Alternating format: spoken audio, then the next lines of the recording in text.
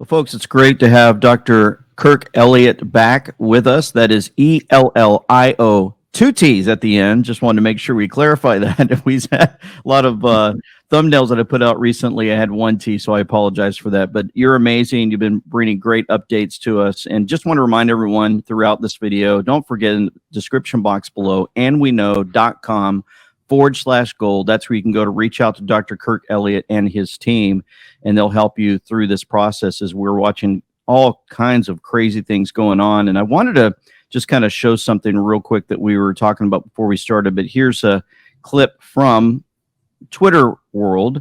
Vax Pass to digital ID to CBDC to Great Reset to Agenda 2030. Here's Christine Lagarde. Those who can associate the use of digital currency with programmability would be the intermediaries, would be the commercial banks. And that's their business. They know how to do. They know how to do that. That's what the banks know how to do. They keep admitting all the stuff that they plan on doing to us. I mean, I don't get it. Why do they want to tell us? It just doesn't make sense to me. Well, it doesn't, but it sort of does. Because they're so arrogant about it. I mean, nothing that they're doing is actually hiding in the shadows anymore, LT. It's they've been bragging about it for years. People didn't believe that it was going to happen. In fact, off air, you and I were talking. It's like, brother, it's like really happening, right? Yep. So there's always this part of us that says, this is so extreme. This is so egregious. There's no way that they're going to be able to withhold all of our financial freedoms, but yet they are. And they can actually say, we didn't sneak up on anybody. We've been telling you we were going to do this for a long time, right? So right. You know, shame on people for not listening to them when they are the ones that ultimately are thinking that they can control the purse strings of people's lives, right? So she's bragging about that. There was a news video from a news station in Australia yesterday that said what? It said they are restricting all cash withdrawals at banks in Australia. They're pushing hard. You know, Australia's been at the forefront of kind of restricting people's freedoms for a long time, right? So they're actually kind of leading this charge of going completely cashless. Oh my goodness! Yeah. So right there on the screen, breaking Australian banks colluding with WEF to debank Australians who speak out against the WEF and their globalist policies. And there's a citizen journalist, Maria Z, debanked by WEF partner ING Australia. Oh my goodness! Look at that. I mean, okay. So we've got that. We've got what we talked about last week, which was Nigel Farage in the United Kingdom, you know, head of the Brexit movement, very conservative politician, was debanked from his bank. But not just his bank. These banks are operating in collusion with each other because when they're in that 40-page dossier, just as a review, that Coutts, Coutts, his bank, kind of upper echelon, snooty, private wealth management bank because they only cater to wealthy people and he's a wealthy person. Right. Said, no, you in the dossier, you mentioned Brexit, you've mentioned Russia, you've mentioned vaccines, you've mentioned zero carbon emissions, and basically saying we don't like what you're saying about it, and support for Trump. So ideology, and we have been shouting that message from the rooftops now for a long time of they are going to look at our spending patterns, at our habits, who we support, who we give to, what we spend our money on, and now even what our social media posts are about, right? So it's all coming full circle of, you know, we've been talking about it, and this is the one thing that people don't want to admit to. It's like, they're not going to do that. Yes, they are, right? So a big one that happened over the last few days, I think it was middle of the week, Dr. Mercola, you know, very well-known, prominent natural health doctor, you know, has supplements and natural health remedies, right? So he's been talking against vaccines and kind of alternative solutions just to be healthy.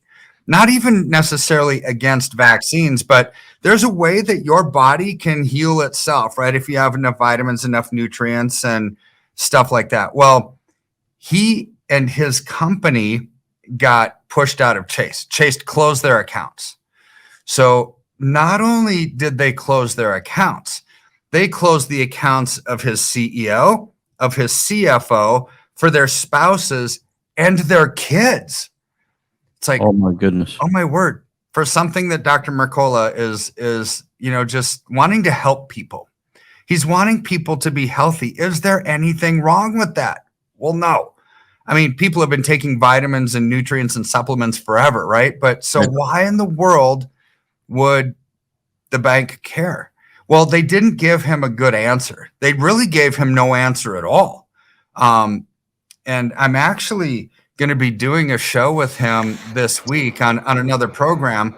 Oh, where we're going to be talking about this. But you add this up, right? You add up his JP Morgan Chase cutting him off, his key executives, their spouses, and their kids to never have a bank account at Chase ever again, like blacklisted, right? So then you've got what's happening in Australia, cutting off all cash withdrawals for Australian banks. Then you add that to Nigel Farage, who got cut off from his bank, and he's a prominent politician. He's not Jane Doe, or just any random person that might have $500 or $1,000 checking account at Bank of America, Citi, or whatever, right? Or any local credit union.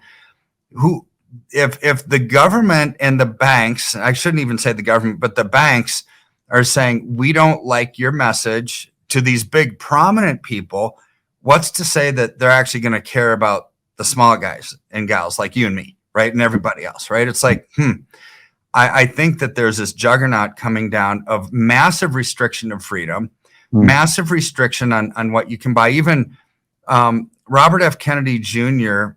Had a tweet or an X post, whatever the name of the company is now, where he was talking about the danger of CBDCs. Two things that he brought up, which we've referenced before, that he sees as the ultimate danger in it, is the limit on the amount of money that you can spend, because with programmable money, you can limit that, and the expiration of your money, right? So the expiration means there's a time element to it. So imagine this.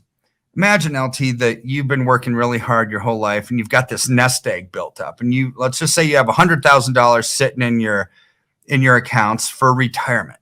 Well, if money has a time element to it now, and they'll say, okay, we're trying to stimulate the economy stinks, we need to get everybody spending, interest rate policy is not working, tax policy is not working, so let's just force everybody to use it or lose it. You've got to spend your money now, because I'm just making up a narrative here. December 31st, your money is going to be worthless. Okay. So what are you going to do? You're going to spend all your money before December 31st. Well, then what happens next year? You don't have that nest egg anymore. Now you're completely dependent on them, the globalists, the government, the banks, for your debit and credit system, because they control the purse strings of your money. Right. So this is what they want, is a dependent society. It's kind of like the road to serfdom, right? It's like, oh my word, what in the world? So, but this is what they want, because they want to remove private sector financing, where you go to the bank for a loan, right? And so, but they don't want you to go to private sector for your money, for your loans. They want you to go directly to the government. Right. But there's going to be strings attached. It's like, well, what does your ideology say? What is your digital social profile? Are you towing the line of what we want you to say? Are you in this life to have clean energy? Are you in this life to, take the vaccines and be healthy the way that the World Health Organization wants you to be healthy? Right.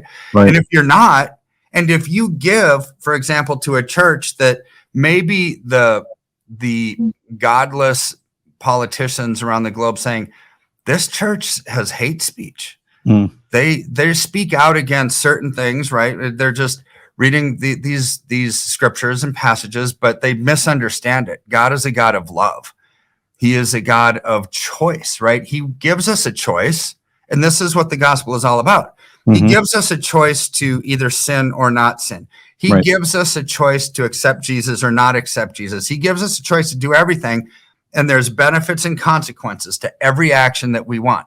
See, but they don't view it like that. They view it like, if you disagree with anything that we say, well, we're just going to restrict one of your most basic freedoms, and that's to spend the money that you work so hard to earn the way that you want to. This is their version of control, and it's quite a good version of control. If you can control what people spend their money on, how they spend it, when they spend it, and to whom they give to, well, then they kind of do control you. This is what this is all about. It's about controlling the masses. Yeah, and controlling the masses. There's something I wanted to show you real quick. I don't know if you've seen this, but there are folks waiting in line, voluntary lineup, to have their eyeballs scanned with a WorldCoin orb to get a digital ID. Have you seen this? I haven't seen that. Yeah, and I was watching this, and I was amazed. My son sent it to me. Does most of my editing for videos, and I was trying to figure out what in the world was going on here, but somebody put this meme, Klaus Schwab, everything is going as I have foreseen. So anyway, just the stuff is like, why would folks wait in line to have their eyeball scanned? You know, you think that people would wake up by now and realize that this is crazy. Well, I don't think that they understand. Obviously, they don't understand. Right? They don't understand that what they're doing is they're giving away their freedom. They're doing that probably for the sake of convenience. Because they're listening to the narrative. It's like, imagine this world, 365 days a year, 24/7 instant money transfer. You know, you don't have to do bank wires. You don't have to wait for checks to clear. You don't have to do anything, right? Maybe they're getting to the point where, you know what? You're not even going to have to do these horrible tax returns anymore that take people forever and save all their receipts and do this and do that. And it's like, oh my word, I'm so afraid of these IRS agents and I don't know what to do. It's like, oh, you don't have to worry about that anymore. We already know everything about you. You don't have to do that anymore, right? It's just going to be an automatic depth. So for convenience, people do a lot of weird things and they give up their privacy and they give up their freedoms in exchange for that, because we do live in a world that's almost like a microwave generation, right? I want it fast and I want it now and I want it to be easy and I want it to be convenient. You know, this is, I think, the human nature that they're focusing on because they know that people would like that. But if they don't say the other side of the token, it's like, oh yeah, in exchange for this, here's the trade-off. They're not going over the trade-off. Well, you know what?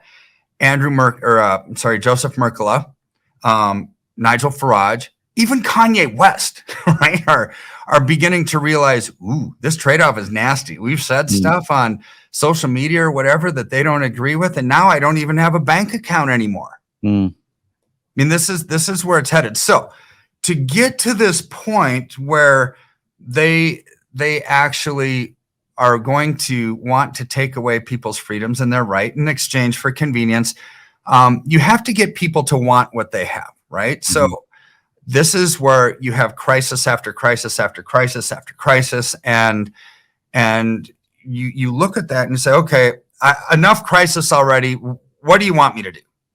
Just I'll scan my eyeball. I'll do whatever as long as you fix it, right? So what's the next crisis? What's the next shoe that's going to drop? Well, we don't know in full. We only know in part, right? So, but they haven't beat the inflation monster yet, even though they say they have. I mean, I just read an article on Saturday morning that was talking about the core inflation rate. The inflation rate is its low as it's been in like a long time. It's like, no, it's not. Like, stop adjusting and fudging the numbers. And the way that we can tell is like, just simply go to the grocery store, go to the gas station. Are things as low as you can remember? No, prices are going through the roof still. So for them to actually believe that people are so dumb that they would actually believe that message when their wallets are saying, and whoever does the grocery shopping for their family, they're thinking, man, I don't know why we can't actually have nice dinner meals anymore. Everything's so expensive. You know, we have to cut. Let's not eat meat anymore. Let's just have some cheap box processed food, right? It's all that we can afford right now. I mean, Right. America and the rest of the world is at this point of critical mass, right? Which is why I think last week, LT, there was an article that came out by a Yale professor, and it's Robert Schiller, and he's like one of the best real estate forecasters on the planet, always has been. So he has the Case-Shiller Index, which talks about housing prices. Well, he basically said the 10-year run in real estate's over. It's nearing its end days, and now we're going to go into decline. So why? You know, as a PhD, it's like I always have to look at the why. You don't just take anything at face value. Okay. Well, wages are declining. They just raised interest rates again across the globe this week, right? So the Fed raised rates a quarter point. The European Central Bank raised rates. Now, Japan actually has not raised rates for 15 months straight. They're defying what the rest of the world is doing. But why, right? We always have to ask this why. Okay. Well, their economy is so rough. I mean, things are expensive, really expensive in Japan, right? Yeah. So they didn't want to raise rates when they're in debt. I mean, the housing market in Tokyo is so expensive that they don't even really do 30-year mortgages. A lot of times it's multi-generational. You got to get your kids involved to even afford a house and have this really long-term loan, right? So if you start raising rates when you have a society that's in debt up to its eyeballs, and the Central Bank of Japan has been providing cheap stimulus, cheap low rates for such a long time that now inflation's persisting even more. And the rest of the world is raising rates to slow down inflation, and they haven't been. But now it's caught up to them. And so they're raising rates for the first time in 15 months. So now across the board, you've got rate hikes. Why do you hike interest rates? 2 reasons. Well, actually, it's only 1 reason: to slow down inflation. But why do we have inflation? There's a good reason and a bad reason that we have inflation. Number 1 is the economy is growing. People are working. People are spending money. The economy can sustain higher prices. And that's growth, right? In a growth market, prices go up. That's actually when inflation isn't necessarily bad, because your wages are keeping up with it, right? It's just part of a growing economy. It's not what we have right now. This is what they would tell us that we have under Biden's policies for America. Oh, the economy is growing. Look, we've won this battle on inflation. No, you haven't. The other bad side of inflation is still the same end result. Prices are going up. But why? If it's not economic growth that's causing it, what's causing it? The unrelenting printing of money, right? So that has the same net result of people spending money and growing, except nobody's spending money. It's not private sector growth of the economy. It's just stimulus money that they're printing, which is also debt. Stimulus money is debt because money doesn't grow on trees, right? They're printing it, but that's causing prices to go up. With also the flip side of that coin is prices are going up, but people aren't working. Wages are coming down. Interest rates are going up to slow this down. So this is what we always have to look at. If they were winning this battle of inflation, like they say, then why do they keep raising rates? Because they really haven't won this battle of inflation. Right. That's right. And you can go back in history to the early 1980s. You know, after the Carter years in America, inflation was rampant. The economy stunk. People weren't working. And so what did Reagan and Paul Volcker, chairman of the Fed, do at that time? Well, they had to raise interest rates to 18%. Remember, if you had a mortgage back then, your mortgage rate was 18% on a 30-year mortgage. Why? Right. Because inflation was 14.6%. See, this is the ugly reality is if you're going to use interest rates to slow down inflation, general rule of thumb, interest rates have to be greater than the inflation rate. Well, Okay. so they're telling us that inflation is like sub 4%. It's like, no, it's not, because we haven't gone from to where it was like 7 point something percent 6 months ago to 4%.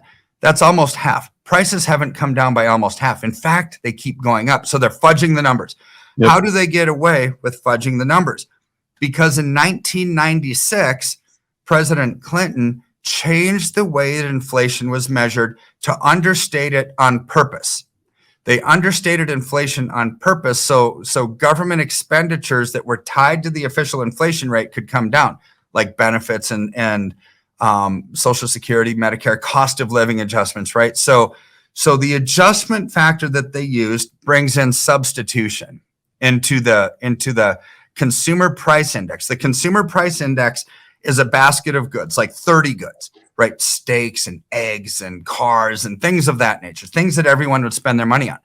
Well, if the price of steak goes up by 50%, well, that component of the CPI, that weighted average, would cause the price index to go up.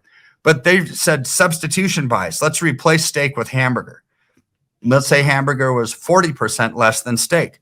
So they would say that the price of steak came down 40%, not increased by 50%, which is what it really did, because they substituted it for something else, which makes the CPI numbers completely bogus. You're not measuring the same good from point A to point B. It's completely meaningless number at this point. So this is why, if you actually, this is what I did. One of my dissertations on was developing a new methodology for measuring inflation for the BLS. Now, they don't use my definition, but it's simple. You look at like the National Grocers Association, you look at the national car dealers, you look at all these different subsectors that report the price of the things that they're selling. You take that and you weight it against what all of us spend as part of our GDP, and you can get a true measure of inflation. Now, the adjustment factor is roughly 2.8 times what they say it is. So if they say inflation's at 4%, no, it's not. It's roughly more at like 15 to 18%, right? So that means interest rates have to go up greater than 18%, which is what they did in the early 80s to slow down inflation. So imagine a world right now where if they think that they're going to actually use interest rates to slow down inflation, interest rates have to get to the upper teens to low 20s to even work. They know this. I mean, they actually know this. These are smart PhD economists that are running the Fed, that are running the Bureau of Labor Statistics, that are at the Department of Treasury. But you look at their ideology and what they're saying, and you realize they have a completely different motive. It's not that they're stupid. They have a different motive and a different agenda. So take Janet Yellen, for example, when last week she said that the war in Ukraine and Russia is going to be the greatest boost to the global economy in a long time. It's like, what? War is never a boost to any economy because people die. That's right. People stop spending money. The money that they're spending on tanks and airplanes and bullets, those go away. Whenever you fire a bullet at somebody, you have to replace it. That's expensive, right? War is expensive, and it's a sinking, diminishing asset because it doesn't do anything. It's not like you're building an infrastructure, that you're building a foundation for future success. You are not. Right. So it's not a boost. It might be an immediate boost because you're going to hire people to build out the war machine. But in the end, you're using public money, taxpayers' dollars, or printing money like there's no tomorrow, which causes inflation. This is the biggest net horribleness to the economy. And when I've taught at universities, economics classes, whether it's the basic intro level class, the first one that anybody would take in the business department, or upper level econ, right? So this concept I teach on one of the first weeks when I would go in and be a guest lecturer or whatever. One of the first weeks of their class is the concept that you can never, ever, ever use good money to chase bad. which is what war is. You're using good money to chase bad. That's not an economic gain. She knows this. It's one of the basic foundations of elementary economics. But it's not that she's stupid. It's not that any of these people are stupid. I would say that they're evil. They have a different agenda. And this new agenda is all about global control.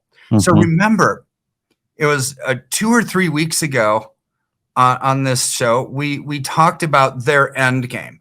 So their end game is by September 15th of 2024, they want, which goes to that picture that you showed of everyone getting their eyeballs scanned, right? They want a global digital ID that's biometric to you, your eyeball scan attached to your bank accounts. See, this is what they're doing in that image that you just showed. It's already started, right? So between now and September 15th of 2024, I think their plan is to have all of this in place, right? So we have a window to protect and preserve. Here's a clip from just to show you what they're looking at, okay?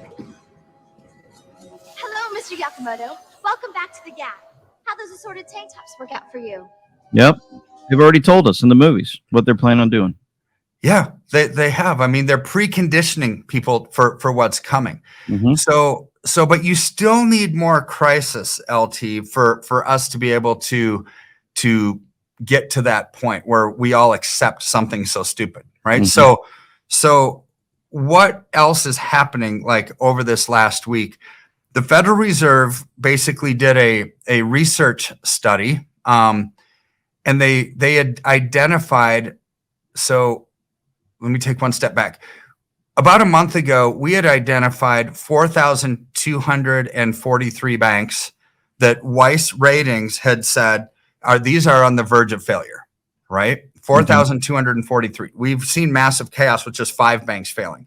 Well, what the Fed's numbers came out with were actually even more dire than that, because they said these 722 banks in America have had in the recent future, or recent past here, not over the years, but like literally over this year, over this quarter, right? A 50% loss to their capital, 50% loss. So that's a big loss in a short period of time. Anybody who says, oh, I lost 50% last year, it's like, you think this is devastating. You're the worst investor on the planet, right? So this has been in very short duration, 50% loss to their capital. Well, banks already have very little capital, right? Because during COVID, they went to 0% reserve requirement. So banks could lend out everything they had to try to stimulate the economy. Right. This is what's causing the bank failures, because now there's not money there. There's more withdrawals than there are deposits. This is why banks fail. So now we have Basel III out of Switzerland. The Basel III Accord, they're changing it. And they called this, as of this week, the Basel III Endgame.